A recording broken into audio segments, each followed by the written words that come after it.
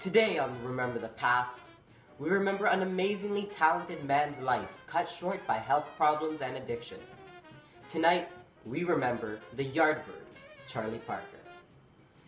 Now on today's show, we will talk to Charlie Parker's former friends and family by connecting with them to talk about Charlie Parker's life. And we will also unlock a never-before-seen interview with the legend himself. Now, for those of you who don't know, Charlie Parker was a genius who lived fast and died young, revolutionizing an art form of jazz with his alto saxophone in just a few short years.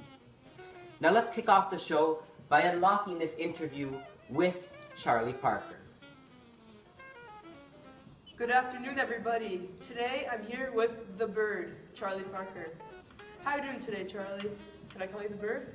Of course you can call me the bird. Bird, Yardbird. Such an interesting nickname. How'd you get that name? Well, there's so many stories on how I got it. I'll tell you some of them. So, there's one story where one night I traveled with my band up to Lincoln, Nebraska, and the driver, he hit a chicken, and we in our day, we call it a yardbird. So I told the guy to stop, and I go pick the yardbird up. I kept it, and later that night, I had a whole feast just by myself. So all the guys in the band, they were stunned, and the name just stuck. I got called the Yardbird. And there's some other stories where I would always play in the park, because I love playing in the park, and people heard it so much, the public heard it, that they just call me the bird, because they hear the bird in the park. And then there's one more beautiful fact. I love that chicken. I love that Yardbird, baked, boiled, fried, deep fried. So they call me the Yardbird. All right. How'd you start off with music, Mr. Bird? Oh, well, I started playing the saxophone at age 11. I attended Lincoln High School, where I joined the school band, but I dropped out in December 1935, just before joining the local musicians union to pursue my musical career full-time. Wow, right into the saxophone? Can you play any other instruments? Well, my father, Charles Sr., was often required to work. He gave me some musical influence because he was a pianist, dancer, and singer.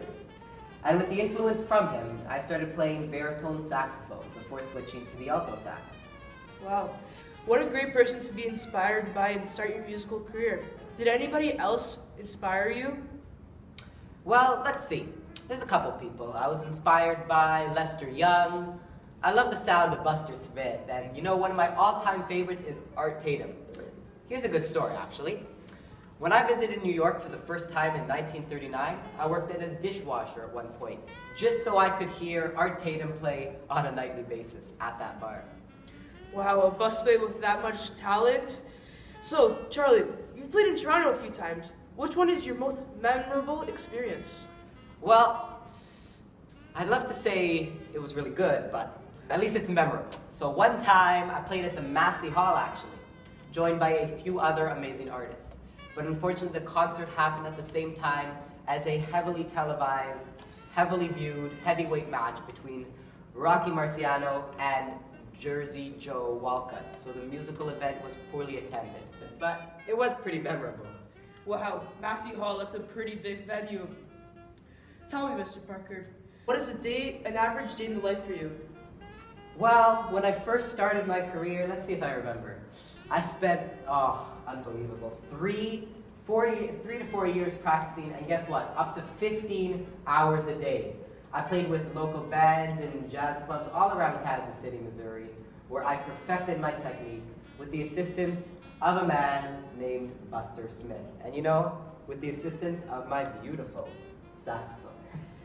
15 hours a day, that's a lot. Your neighbors must have hated you. Funny enough, they did. And playing so much every day, you created your own style of music, bebop. Tell me more about it. Well, that's a great question, Stephen. You know why? I love explaining bebop. So, bebop is a song which features songs characterized by fast tempo, complex chord progressions with rapid chord changes and numerous changes of the key. And also improvising based on a combination of structures. Now creating this jazz type of jazz, it was pretty cool. I funneled the blues, ragtime, and hot jazz of Louis Armstrong with the classical and pop music strains of Duke Ellington to create this new, artsier form of jazz. Wow, that sounds so cool, Charlie. And with this bebop style, you've created many songs. But what is your favorite one to perform? Oh, that's a tough question. Why are you putting me through this? Well, if I had to think, well, during one of my concerts with record labels, in one session, we played Coco and Billy's Bounce and Now's the Time. And you know, big media, they dubbed it the greatest jazz session ever. So yeah, you know, that might be one of my favorites. But the most emotional piece, in many opinions, including mine, was Lover Man, for the feeling I had and my ability to try to express that feeling. Alrighty, so that's all we have today. We'll see you back in the studio. But before that, we're going to hear some of Charlie's best songs. Oh, okay.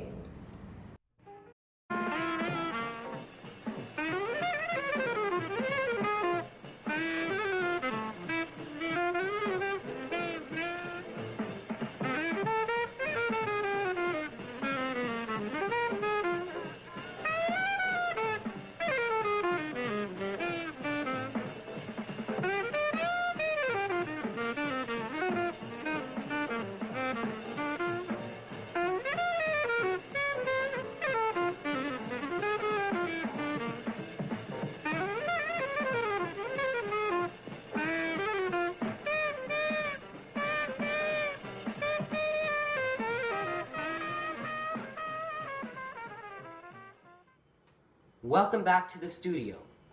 Now with all these songs of Charlie Parker's comes emotions and the talk of his personal life. Now today we've contacted one of Charlie Parker's that wasn't legally, but was considered to be one of the wives of his, Miss Chan Richardson. And a close friend of Charlie Parker, the famous trumpeter, band leader, who jammed out with Charlie at many notable jazz clubs, Mr. John Burke's Dizzy Gillespie. Now hello Chan and Dizzy. So talking about Charlie's personal life, may we talk about his addictions and his troubling hidden life? Could you expand on that for us? Charlie's life was riddled with mental health problems and heroin addiction. This addiction caused him to miss performances and be considered unreliable.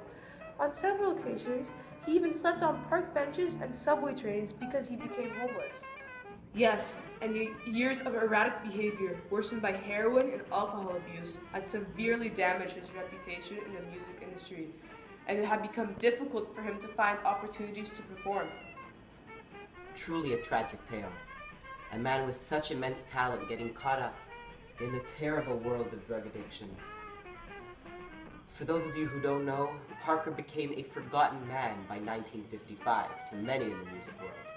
It was a terrible situation, made sadder still by the fact that he was largely to blame for his own misfortunes. Now, could you tell us what resulted of his troubles, Mr. Dizzy? Parker's heroin use got him in trouble with the New York City Police Department in 1951. He had lost his cabaret card, a permit issued by the New York State Liquor Authority to all performers who wished to work in New York City nightclubs. Without it, he could not work in any of the city's night spots. Wow. Did he ever get his card back so that he could perform again? Parker was finally issued another card 2 years later in 1953, but his reputation and career had been ruined. The nightclub named after him, Birdland, didn't even let him perform there again until he managed to arrange one last performance there. Unbelievable. Such a young, talented man's life being cut short at the age of just 34. Thank you so much for your words about Charlie Parker's personal life. You were both very close to him throughout his life, and we appreciate you coming out to talk to us today. So Charlie Parker. We learned about Charlie Parker's life directly from him and his friends and family. Through unlocking that never-before-seen interview, we heard about his inspirations, his most memorable stories, songs, his whole life, how he got the nickname the Yardbird. And today, Charlie Parker's spirit and life lives on. His best recordings remain available, and his compositions are performed all the time. There's been tribute concerts for him. He is still talked about today. His sound and playing style on the alto saxophone are also often imitated, though they can never be matched to his level. And as much as ever, Charlie Parker's music remains the living embodiment of his incomparable, irreplaceable genius. Well, that's all the time we have for today on Remember the Past.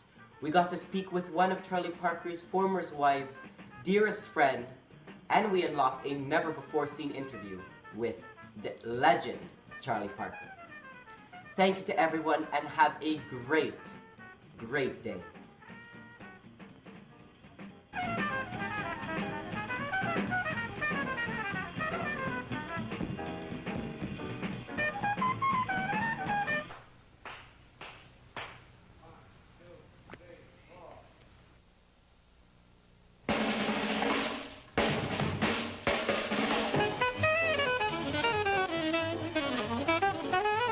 Thank you.